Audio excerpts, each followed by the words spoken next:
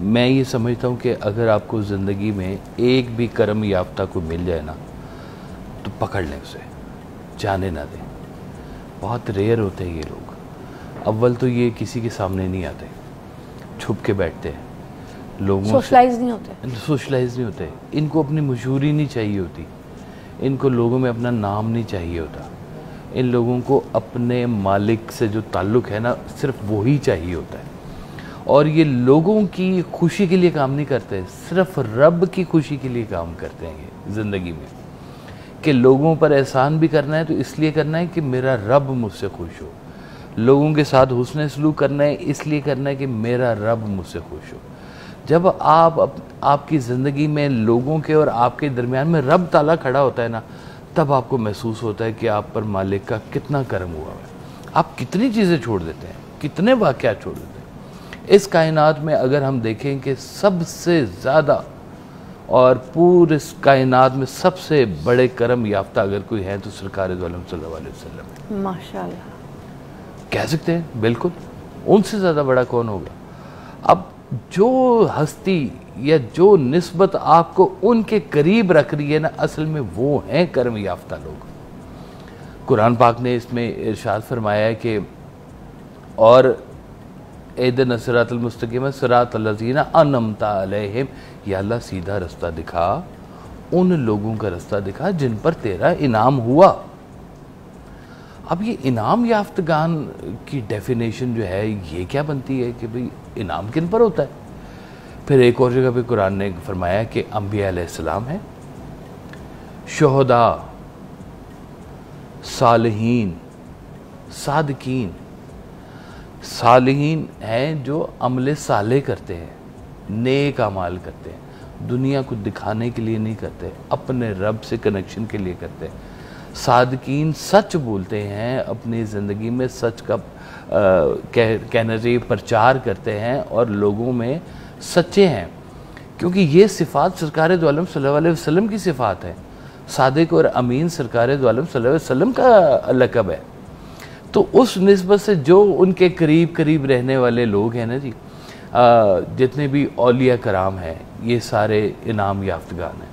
ابھی پچھلے دنوں داتا حضور کا عرس ختم ہوا ہے جی، تو کہتے ہیں کہ ابھی تو میلہ لگنا ہے آخرت کا، لوگوں نے ابھی ڈیوائیڈ ہونا ہے، جنت کس نے جانا ہے، دوزخ کس نے جانا ہے، ابھی یوم الحق نے آنا ہے۔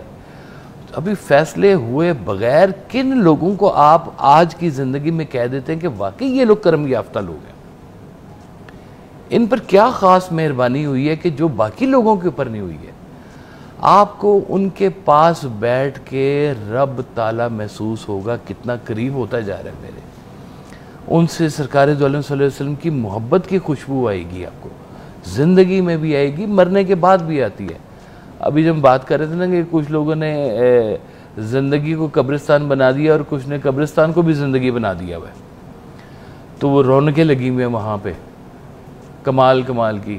یہ لوگ کہاں گئے ہیں؟ یہ لوگ یہیں پہ ہیں، ان کا علم یہاں پر ہے، ان کی شفقت یہاں پر ہے، یہ سب لوگوں کے اندر یہ کرم ہی تو بانٹتے پھر رہے ہیں۔ سرکار دو عالم صرف کرم یافتہ نہیں ہے، وہ اس کرم یافتہ بناتے بھی ہیں۔ ان کا جو قرب ہے، ان کی جو شفقت ہے، وہ آج بھی لوگوں کو کرم یافتہ بناتے ہیں۔ اللہ تعالیٰ نے کہا کہ یہ میرے اولیاء اللہ ہے، اور یہ جو انبیاء علیہ السلام نہیں، اولیاء اللہ کے جو ولی ہیں، ان کے یہ میرے دوست ہیں، ان کے ساتھ اگر تم نے جھگڑا کیا تو تم نے ڈائریکٹ مجھ سے جھگڑا کیا۔ تو اولیاء اللہ کے بارے میں اللہ تعالیٰ اپنے دوستوں کے بارے میں ہر بندہ اپنے دوستوں کے بارے میں اللہ نہیں ہوگا سینسیٹیو اپنے دوستوں کے بارے میں؟ اچھی بات، I got the point۔ تو اللہ تعالیٰ اپنے دوستوں کے ساتھ اس لیے ہے کہ وہ اس کے نام پر زندگی گزارے، لوگوں کے اندر معافی کرتے ہیں، لوگوں سے رستہ لیتے ہیں، لوگوں کے اندر بڑھ کے کرتے ہیں۔ جیسے سرکار دو عالم صلی اللہ علیہ وسلم سے حضرت جبرائیل علیہ السلام نے فرمایا کہ حضور یہ بتائیے کہ ایمان کیا ہے؟ آپ نے کہا ایمان ہے، کتابوں پر ایمان ہے، آخرت پر ایمان ہے، نبی پر، انبیاء علیہ السلام پر ایمان ہے۔ پھر دین کیا ہے؟ دین نماز روزہ حج زکوٰۃ ہے۔ پھر پوچھا احسان کیا ہے؟ پھر کہا کہ جی احسان یہ ہے کہ آپ جب نماز پڑھتے ہیں تو یہ دیکھیں کہ آپ اللہ کو دیکھ رہے ہیں اور نماز پڑھ رہے ہیں۔ کعبہ نہیں، اللہ اللہ کے حاضر ہو کے آپ اس کے سامنے نماز پڑھیں. اچھا ہم جیسے تصور کرتے ہیں نا کہ ہم خانہ کعبہ کی طرف منہ کر کے تو خانہ کعبہ کی طرف اس کو ہم پکچر دماغ میں لے کر آتے ہیں، تو آپ یہ کہہ رہے ہیں کہ ہم نے تصور ہی کرنا ہے کہ ہم اللہ کو دیکھ. کعبہ تو اینگل ہے، اس سے پہلے کہیں اور اینگل تھا ہمارا، مگر تصور میں ہم نے اللہ کو رکھنا ہے کہ ہم ان کو دیکھ رہے ہیں. ہاں اللہ کو دیکھ رہے ہیں. واہ. تو پھر فرمایا کہ اگر تم یہ تصور نہ کر سکو کہ تم اللہ کو دیکھ رہے ہو تو یہ بات یقین کے ساتھ کر رکھ لو کہ وہ تمہیں دیکھ رہے ہیں. واہ. جب تم سجدے میں اس کے پاس جاتے ہو. واہ. دیکھیں قرآن پاک سٹارٹ یہاں سے ہوتا ہے، الحمدللہ رب العالمین. شکر کرتے ہیں یا اللہ تعالیٰ تیرا، الحمدللہ کرتے ہیں. یہاں سے آغاز ہو رہا ہے قرآن پاک کا. شکر کرنے والے لوگ ہیں جو انعام یافتگان لوگ ہیں، کرم یافتہ لوگ ہیں. آپ ان کو دیکھیں کہ وہ ان کی زندگی میں شکر ختم نہیں ہوتا. کچھ ہو جائے وہ کہتے ہیں اچھا یہ ہو گیا تو یہ تو ہے نا. وہ کہتے ہیں اگر زندگی میں یہ موقع نہیں مل سکا کوئی بات نہیں، یہ جو ٹٹر کرنے والی زبان ہے اس کا شکر ادا کر لو، بولنے والی دیوی ہے. حضرت شیخ سعدی کے بارے میں ہے، وہ کہتے ہیں جا رہے تھے تو جوتا نہیں تھا پاؤں میں، تو پاؤں کے اندر نا وہ چبھ گیا پتھر. تو تھوڑی دور آگے گئے تو دیکھا کہ ایک شخص کے پاؤں بھی نہیں تھے. وہیں سجدے میں چلے گئے، یا اللہ میں جوتے کے لیے تجھ سے شکایت کر رہا ہوں، تو نے مجھے پاؤں دیے، مجھے اس نعمت کا پتہ بھی نہیں تھا، احساس ہی نہیں تھا.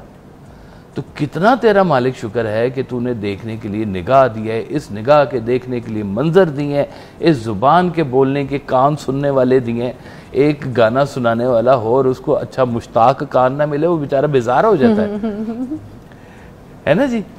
تو یہ اللہ کی مہربانیوں کو اس کائنات کے اندر رہتے ہوئے محسوس کرنا اور ان انعامات کو اور ان مہربانیوں کو لوگوں کے اندر بھی پھیلانا، یہ ہے اصل میں انعام یافتگان لوگ. یہ جیسے آپ نے کہا نا کہ بہت چراکیاں نہیں کریں گے، سیدھی بات کریں گے، سادہ بات کریں گے اور لوگوں کے دلوں سے کنیکٹ کرتے ہیں. ان کی بات کے اندر اللہ تعالیٰ خود تاثیر دیتا ہے. کئی لوگ منظر عام پہ آ جاتے ہیں، کچھ منظر عام پر بھی نہیں آتے. کیا بات. اب آپ مجھے بتائیں کہ کچھ لوگ کرم یافتہ ہوتے ہیں اور کچھ لوگ کرم یافتہ بنائے جاتے ہیں، ان کو مطلب ایسا چینج کیا جاتا ہے، تو کیا فرق ہوتا ہے، کیسے پتہ چلے گا؟